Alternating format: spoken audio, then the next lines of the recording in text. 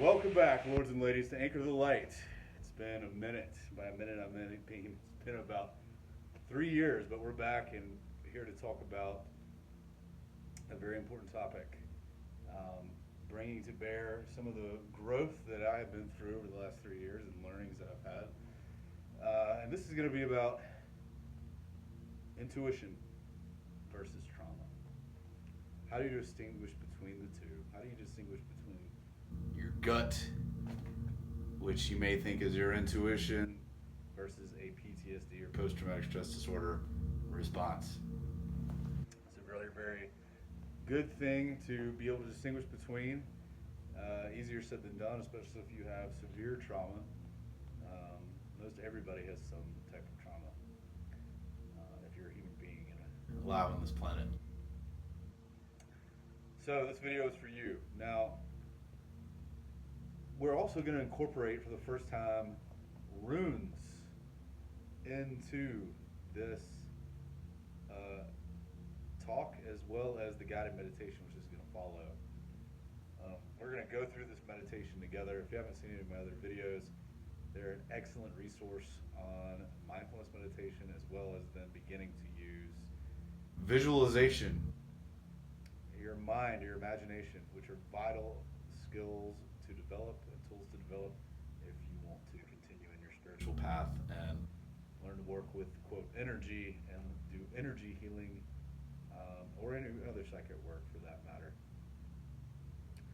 So the book is now out, Healing from the Tree, using runes and herbs for emotional, physical, and soul healing. You can find it on Amazon. Link will be in the description below. That is a book I wrote with my teacher, Freya Aswin, legendary teacher of the runes and author of the runes and rune magic and Norse mythology to some extent, and also Brigitte Mars. Speaking of Norse mythology, this is Njord. And if you know, you know what that means. Now, Brigitte Mars being the also legendary, world famous author on herbs and herbal healing. And so this book is using runes and herbs for emotional, physical, and soul healing, healing from the tree. Several years in the making. So grateful to have that out and to have had worked with such luminaries, amazing teachers, amazing women, and elders, of the world. So very grateful. Now, let's talk about intuition and let's talk about trauma. So I remember coming up as a psychotherapist, going through professional trainings, and learning that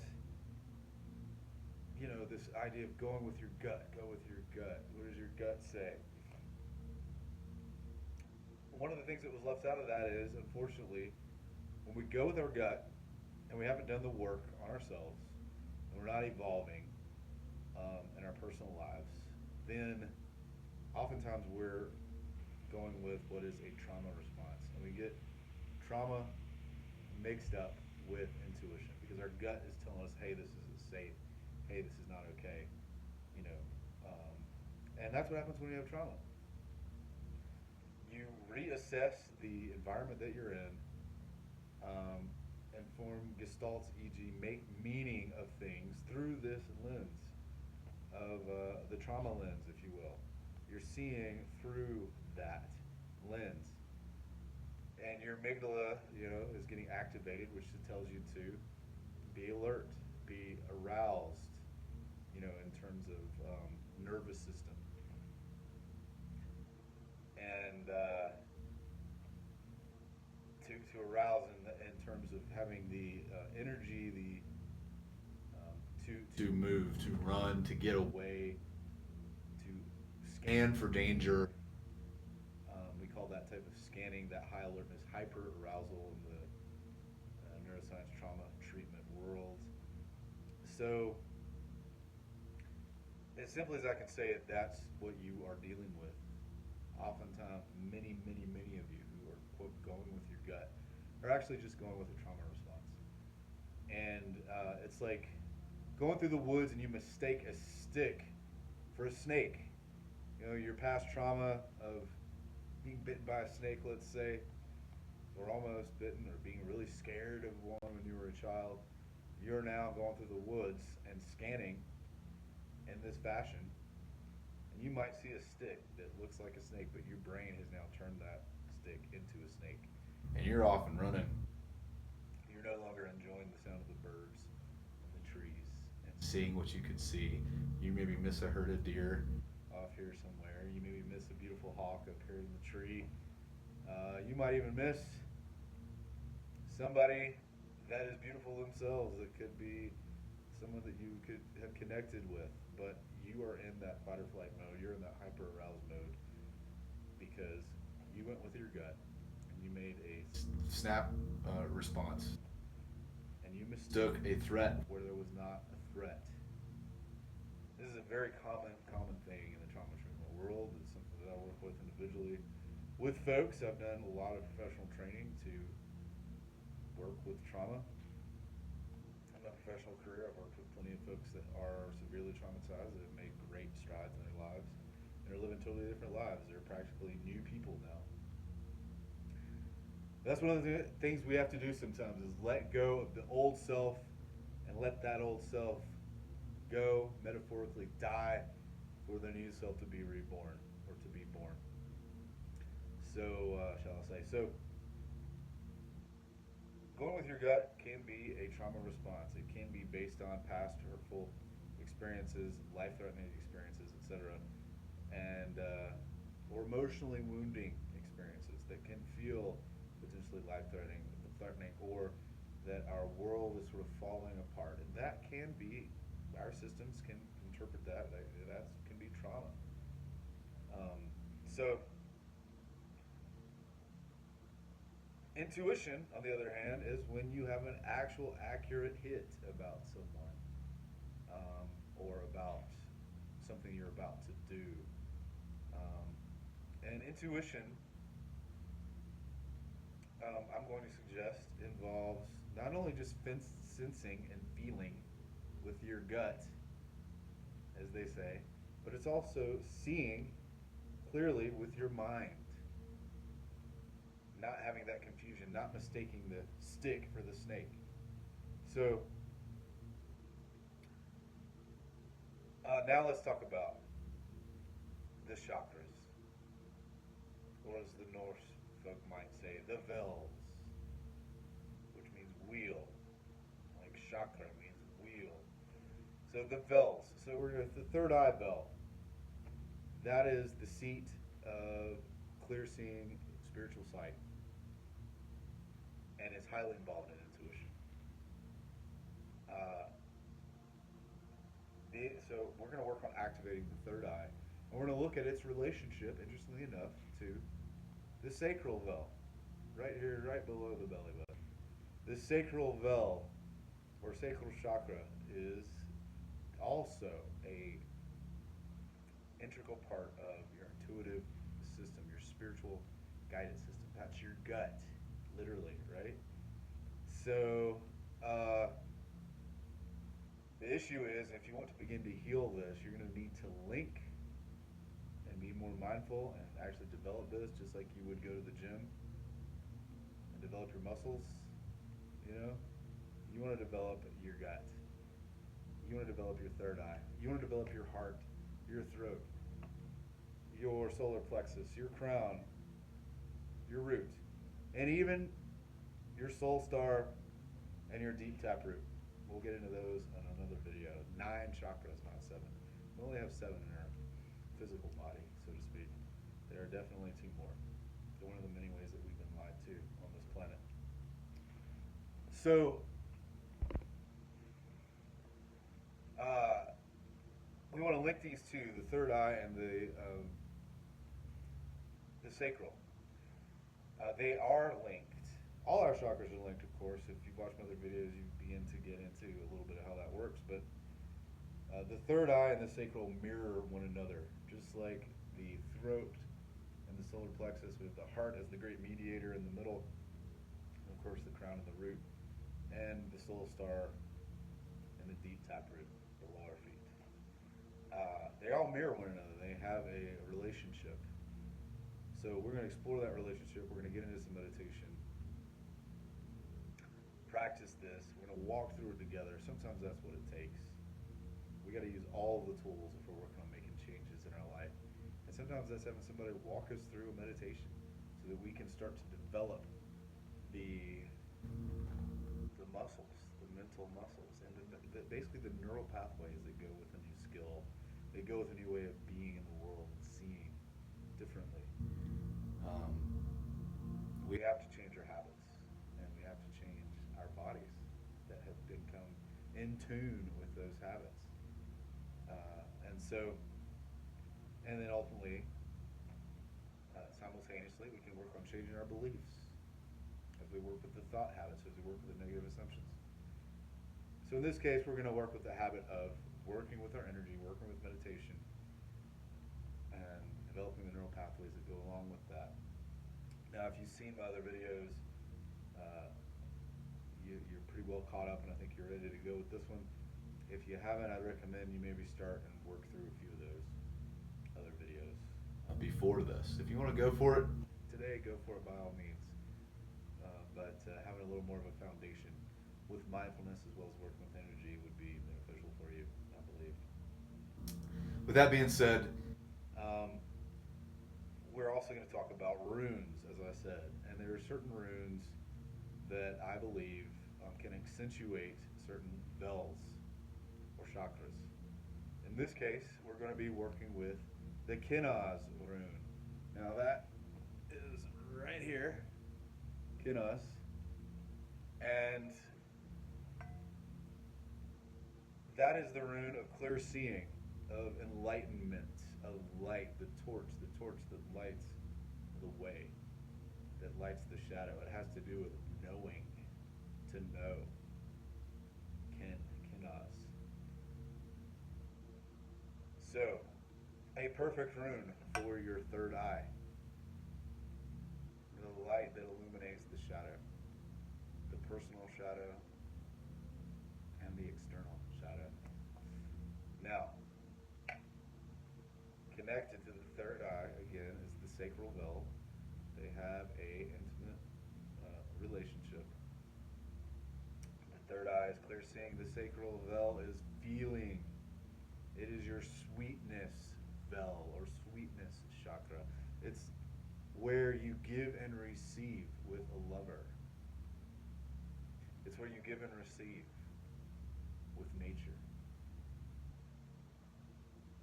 with Midgard or Mother Earth or the third dimension.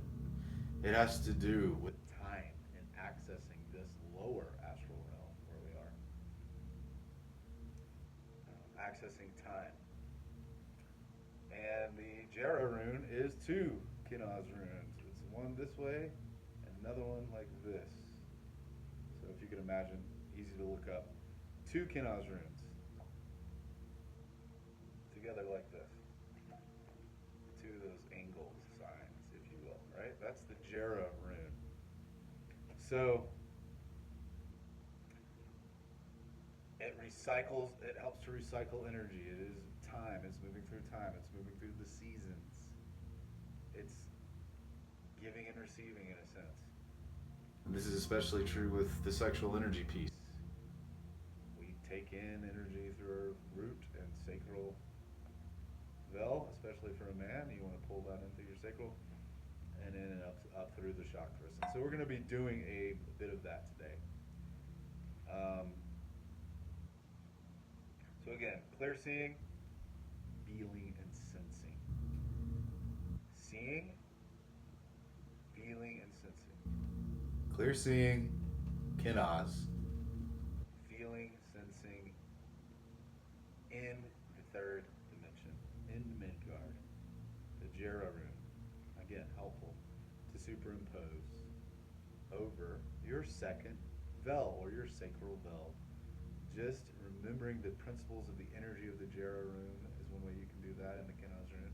You can actually envision the symbols while you meditate. You can do Galdr. Galdr is saying or toning the rune like you would Om. Instead, you would be Kinaz and drawing that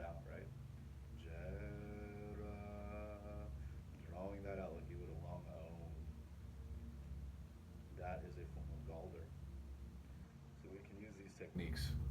So now, all that being said, we're going to go into the meditation part, the guided meditation piece. And we're going to do this together, beginning right now with letting your eyes close and taking 3 breaths without trying to control your breath, without trying to manipulate your breath, just noticing the next 3.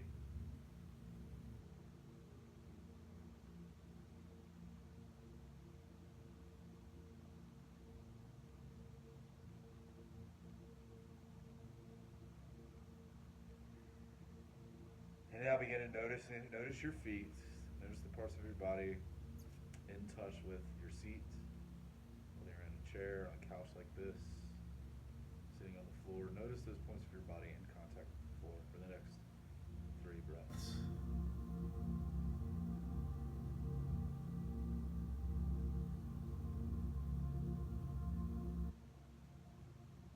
Now we're going to, with our minds, begin to trace up our spinal cord, bit by bit, going all the way up the spinal cord and giving yourself permission to make any adjustments, any changes, micro adjustments even, to allow for perhaps a greater flow of energy or to alleviate some tension or some blockages. Just giving yourself full permission to make some adjustments, feel into that.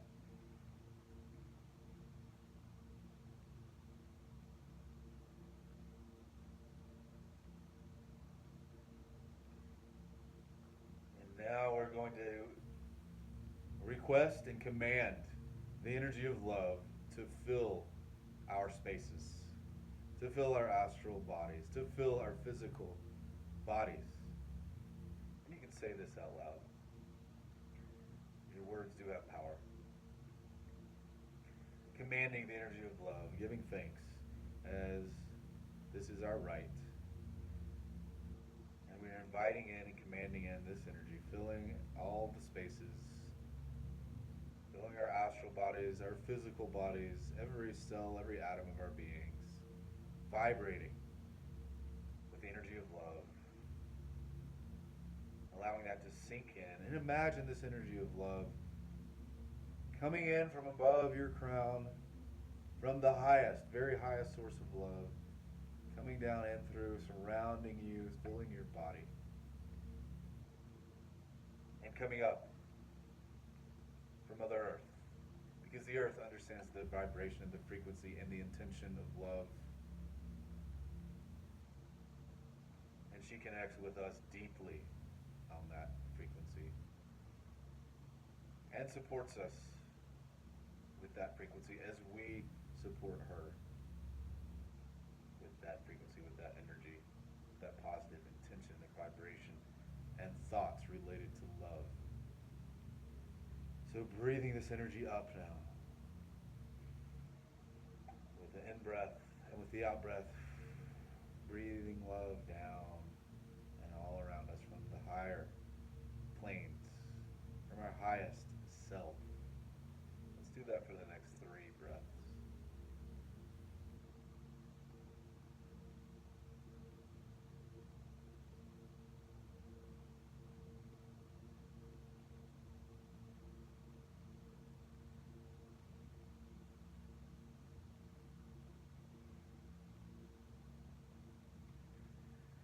And now we activate the 3rd eye, first and foremost, as we breathe energy and light and love down from our highest selves, from the highest source of love, from the higher realms of love.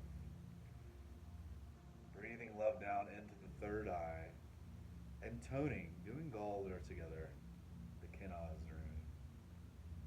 Imagining that rune lighting up in our 3rd eye and supporting us, supporting our clear seeing.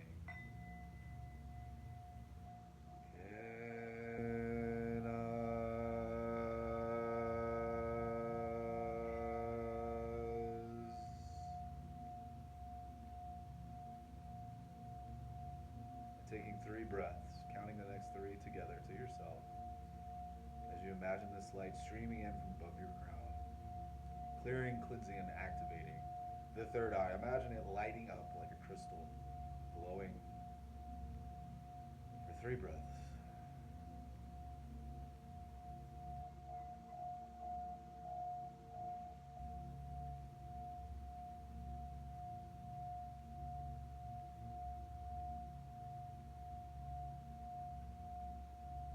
And now, imagining this third eye like a power station lighting up, receiving this energy. And now I want to invite you to ask you to envision shooting this energy straight down your chakras, through your heart space, through all the rest of the chakras, and coming to land in this sacral, right below the belly button, as we activate that with Jera. So,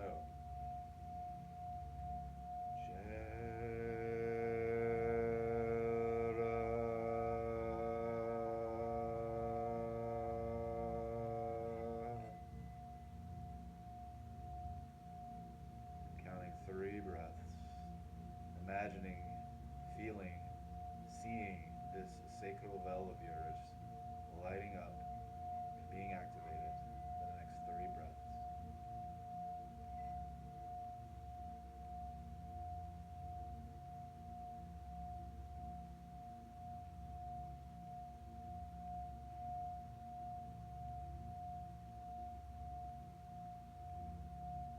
Now, imagine around you a loving mist of energy. The energy of love, as we commanded earlier, that now surrounds us and fills our bodies and our astral bodies. With each in-breath, I want you to imagine, visualize this energy, this love, coming in, breathing it in on the in-breath, into your solar plexus, into the low belly area, into the Jera rune. As you breathe it in, imagine that energy filling and nourishing and soothing your gut, your low belly, your sacral veil. As you breathe in, I want you to imagine breathing this love into the sacral veil right below the belly button. And as you continue to breathe in and take that deep breath, now the energy travels up the spine. As the breath, with the fullness of your breath, as you inhale, it enters in through the sacral veil, the love enters in. And as you continue to inhale and the fullness of your breath, it travels up the spine, through your heart, through your throat, and into your third eye. And as you breathe out, I want you to imagine that loving energy exiting your third eye, coming out back into your auric field. So again, we breathe in the energy of love through the second vel, breathing it in, and as you continue that inhale, and as the breath gets fuller and fuller with the inhale, you imagine that energy like a stream going up your body, up your spinal cord, through your heart, the great mediator, and then exiting as you exhale. It goes to the third eye, and as you exhale, the energy passes out the third eye back into this mist of loving energy around your body, which is part of your astral body. So again, we breathe in love through the second chakra, through the low belly.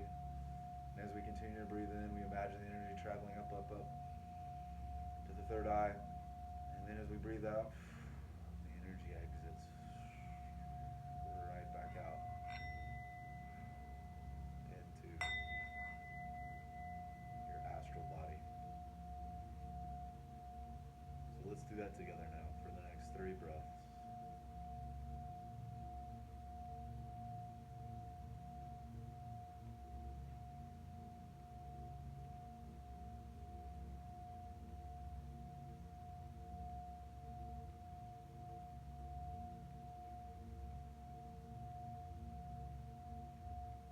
Let's count another 3 breaths, doing that same loop, this same circuit, this energetic flossing, if you will, of our system, our chakra system. Breathing in through the second, through the low belly, the energy of love. Breathing out, up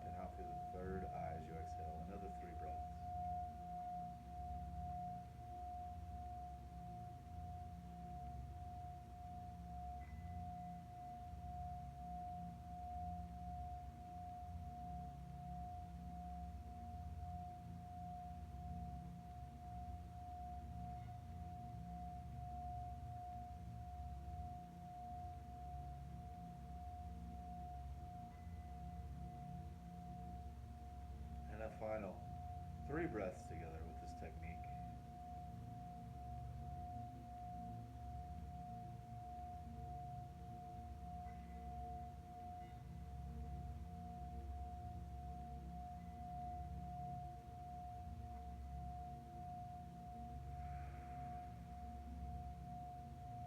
And now notice your heart. Notice the energy passing through your heart center, your heart space. Let's take 3 more breaths to conclude this piece. And let's now remember as we breathe in through the low belly. With the in-breath, the energy travels up through the spine. Let's remember to notice as it passes through our heart center. And then exhaling through and releasing through the third eye. Just remembering the heart as we do this for 3 more breaths together. All right, let's go.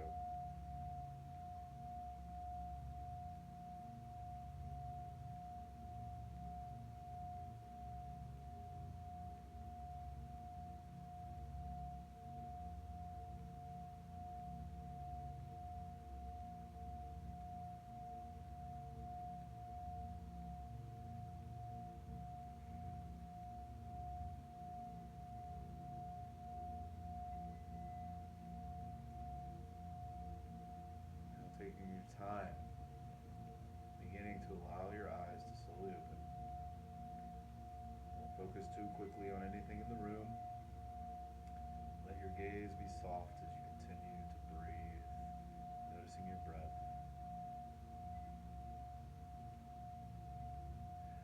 Noticing your hvels, noticing your chakras. As you add in the visual field of the room, or the nature where you are.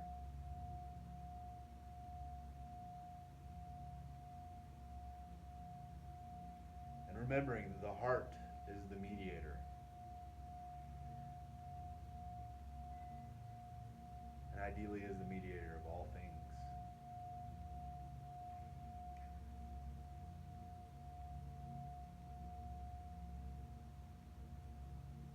So I invite you, next time someone says, go with your gut, you remember this. Remember not just to go with your gut, but with your third eye and your heart. Do the work that you need to do to clear your system, to help clear and heal and revise some of the traumatic experiences that you have had that color your beliefs, your experiences in the world, that make you perceive even nature, others, interactions, business interactions, work interactions, through these wounded lenses.